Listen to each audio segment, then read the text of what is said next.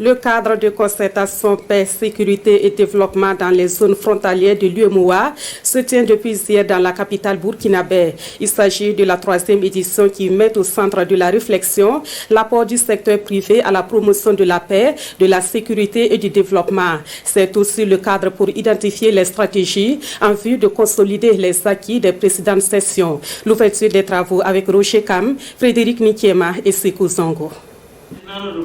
Après Sikasso en 2019 et Korogo en 2021, c'est au tour de Ouagadougou cette année de recevoir la 3e édition du cadre de concertation sur le triptyque paix, sécurité et développement dans les zones frontalières. Cadre de réflexion et d'échange, cette rencontre de Ouagadougou réunit entre autres les acteurs du secteur privé, des fêtières des collectivités territoriales, des organisations régionales et des représentants des ministères en charge de la sécurité, du commerce et de la gestion frontalière.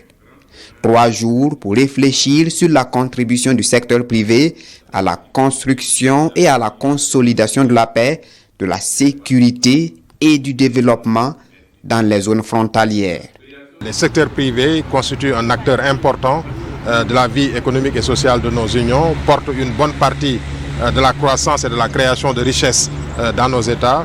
Et nous avons pensé que ce secteur privé aussi peut aider à l'identification de projets dans ces zones frontalières, aider au développement de la production dans ces zones frontalières. Et qui dit développement de la production dit création d'emplois. Au regard de la crise sécuritaire que traverse la sous-région, cette rencontre est capitale. Elle doit proposer des pistes de solutions pour la résorption du chômage des jeunes.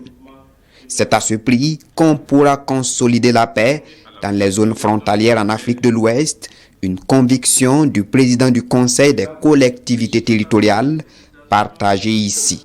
C'est le secteur privé qui doit être le principal pourvoyeur